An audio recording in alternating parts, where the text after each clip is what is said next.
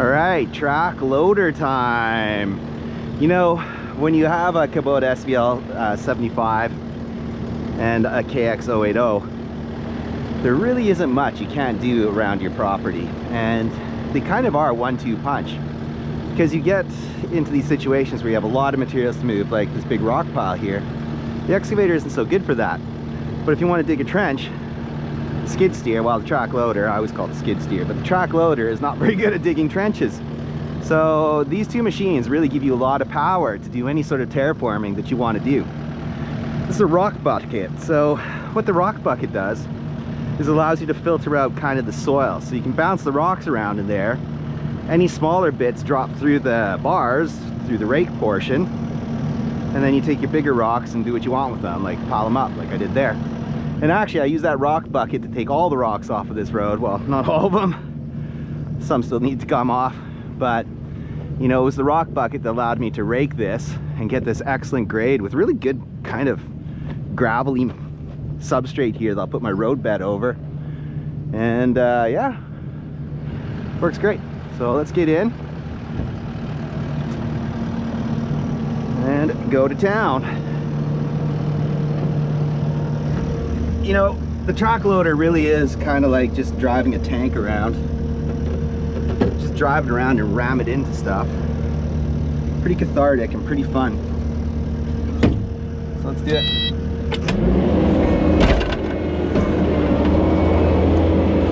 See, you can pick up rocks.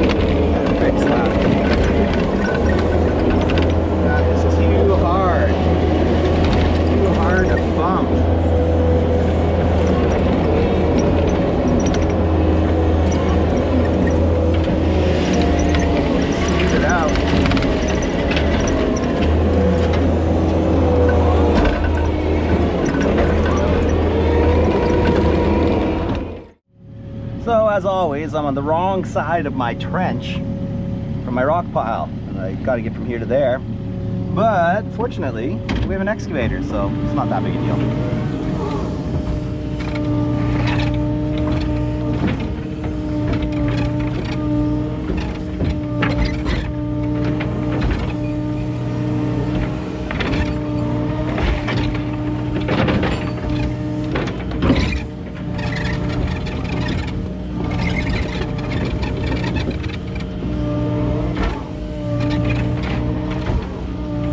Put too much of this clay into my trench here, but I do want to knock this wall down a bit so I can get back up that side.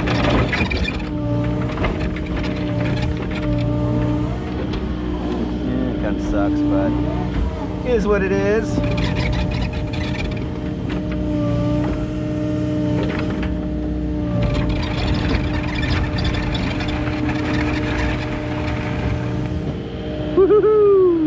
Alright, so the back end's gonna probably want to fall here. Let's just get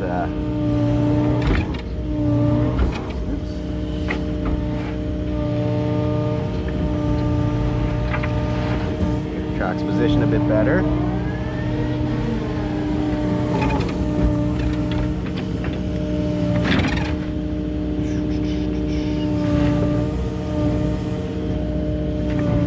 Push with this hand, and oh boy, are we gonna do it? And there you go. Get it all the way over the giant trench. Basically, I just want to make these rocks easier for me to pick up with the skid steer. And that's going to involve having a bit more of a level ground without them being so mixed in with clay like at the bottom there. Let's not hit our bucket back here. Okay, we got some space.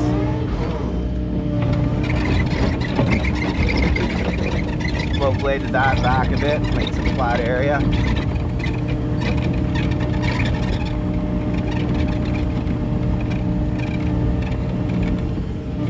Just knock this pile down to size.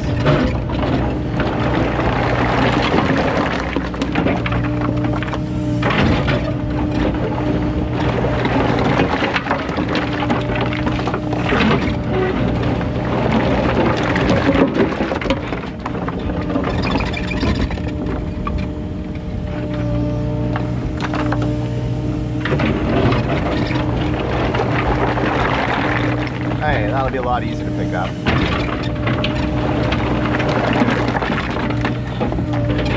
So, take Mr. Excavator and put him up here out of the way. Oh, rock dust. I hate breathing in rock dust. Makes me feel weird.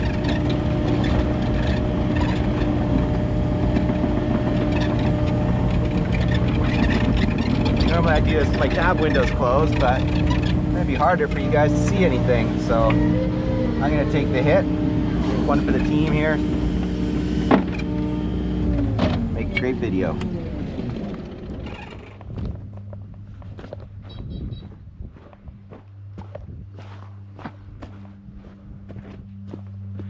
Okay, Operation Rocks in the Hole. Let's go. When you're getting into track loader, always put your hands on things. It's better to have your hands on stuff so you don't slip and fall. Because if you slipped on there, you would ruin yourself.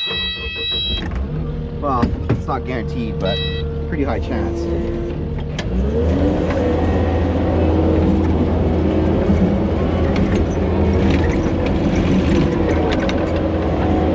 Kind of wish I got the backup camera option. It's like an extra $2,000 or something, so I thought I'll just swivel my neck.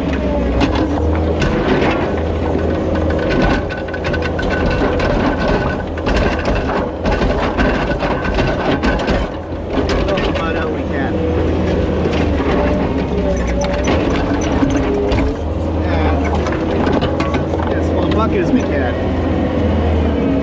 Fuller buckets, less trips.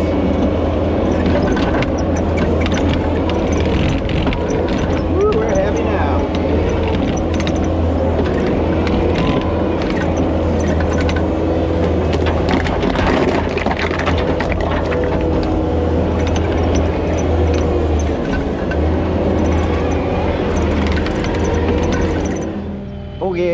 rock is in the trench. A big pile that used to be up here is now completely gone. And it's in this trench. Now, one thing that's good to do is just kind of make sure you got no points sticking up anywhere on any of this rock. You know, like down here, anything that sticks up close to grade, just kind of want to smash that down a bit. Because this is a parking lot. And you know, if I'm ever blading this later, and you come across a point of rock sticking up, you'll just kind of rip up your road. That's no fun. So, with this all done, let's go and get some shale to top dress it. All right, got the old dump trailer out, hooked up to the skid steer. This is how we move materials around the property. And here we are now in my shale pit. So I'm very fortunate to have this shale pit here on the property.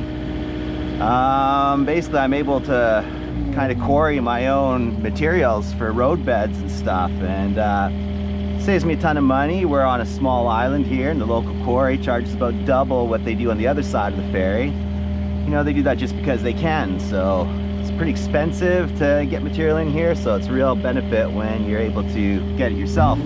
You can see I've got this beautiful shale in here. Who knows how many hundreds of millions of years old this is.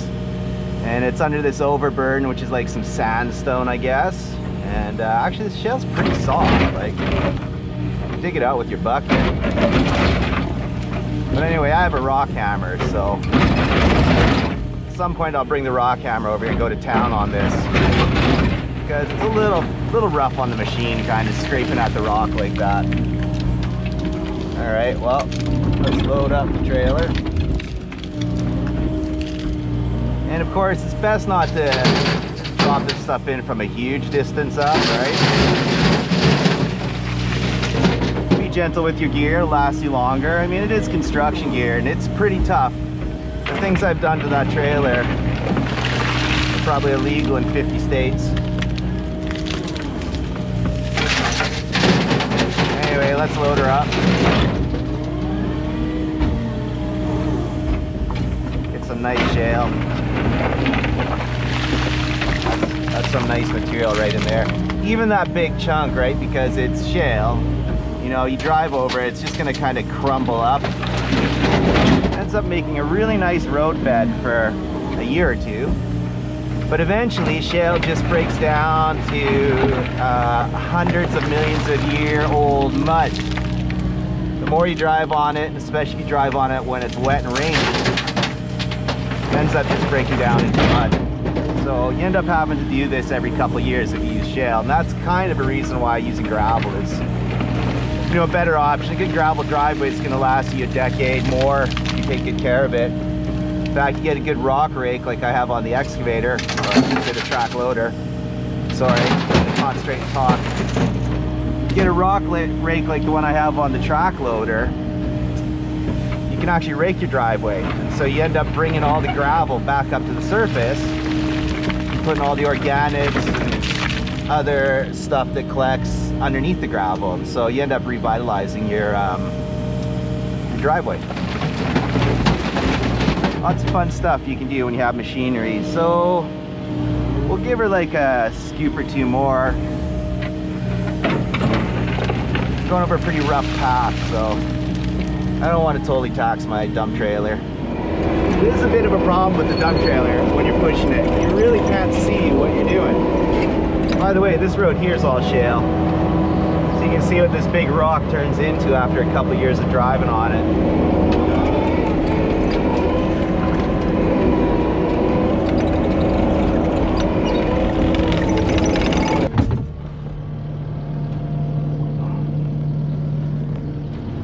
Now the fun part. I'll do it from over here so you can see. Oh, right. Let's open the gate.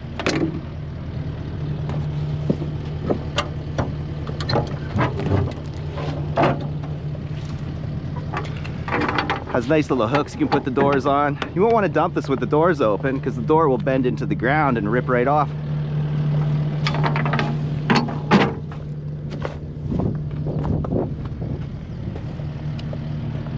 And dumper time.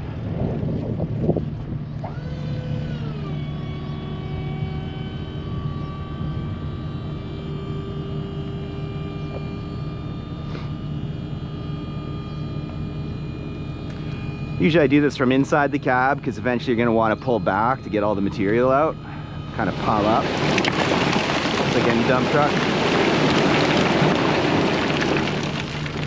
But you know, we'll give you a little look-see here. Look at that, beauty.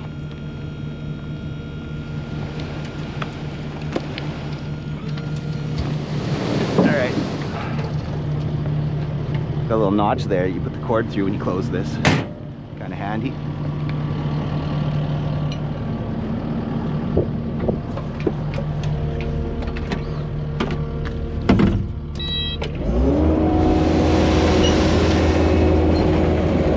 And all out.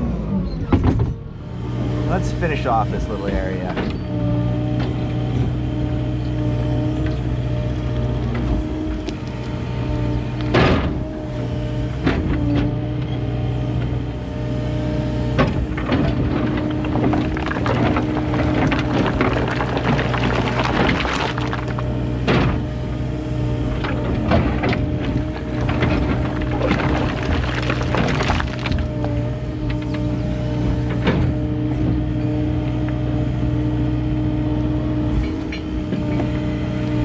It doesn't matter if any of this leaks because it's going to be continuously reflowing with water, either from the seasonal spring or from the water I pump up from my lake below. I mean, ultimately I want all this water to end up in that pond there because that's my backup irrigation pond for the farm. So, you know, if all goes kind of dry this year and we don't get any rain, I might have to actually tap into that pond. So we want it all to end up in there eventually. But if it leaks out of here and starts leaking downhill substrate wise, I mean, it's not really a big deal. It's gonna end up in that pond no matter what.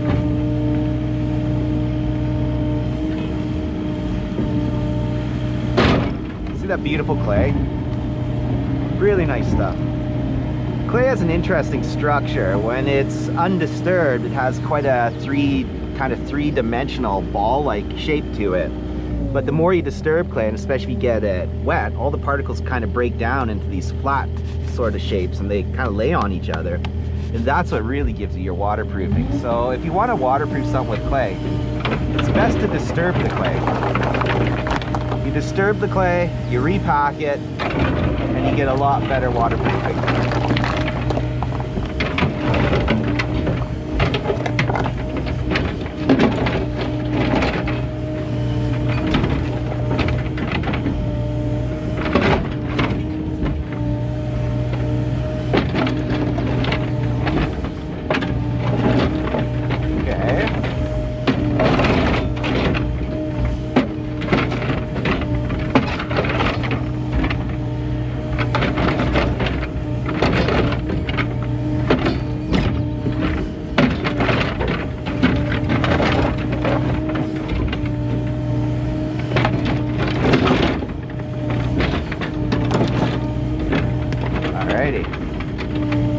Come together. This is a little bit of a biggie here.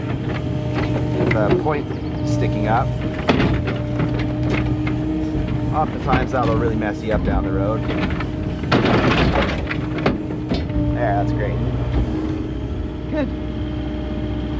Alright, let's make our basin.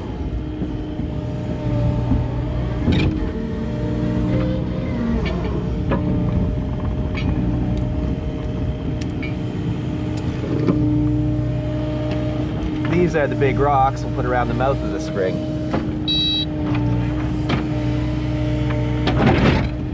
Look at that one, that's a beautiful little shape on it.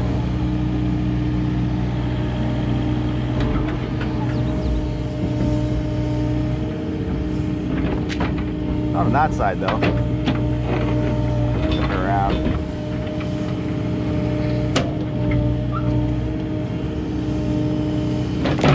Oh yeah. That's great. Love that.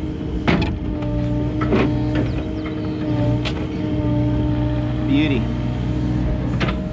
Here's there's another biggie.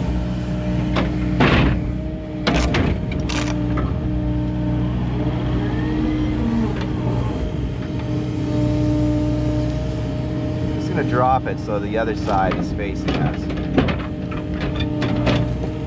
There you go. Love it.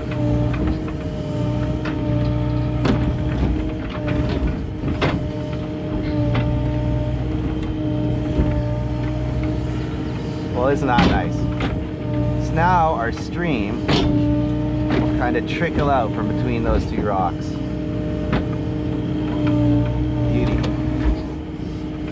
Now, when you're pulling topsoil off, it's hard to deal with teeth on, right? Because you end up getting into the substrate below, like the clay or whatever.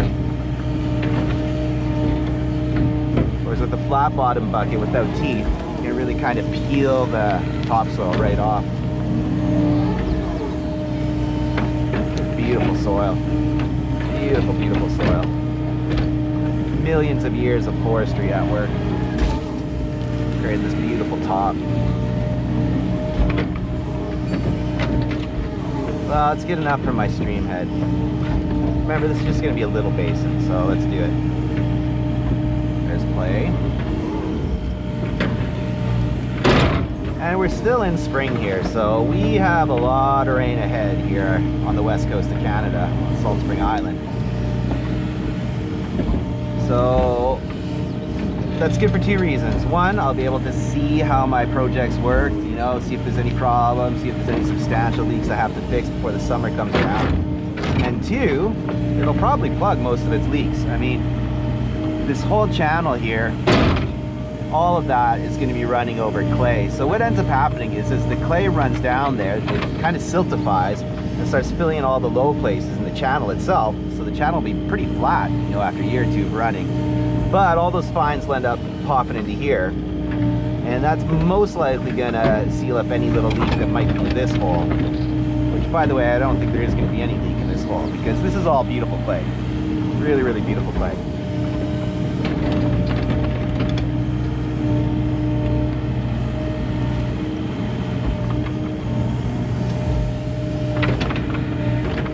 Where could there be leaks? Well, you see how these layers come together here, where there's clay and then there's topsoil? So water's gonna run across the top of that clay under the topsoil. So any places like that, you'll get leaks. So now we're just gonna kind of press everything. Really disturb that that clay layer. Press it all. Just kind of give it a good smush and press around. This is kind of how you waterproof your clay ponds. This isn't a pond. This is a little hole in the ground. But anyway, you get the point.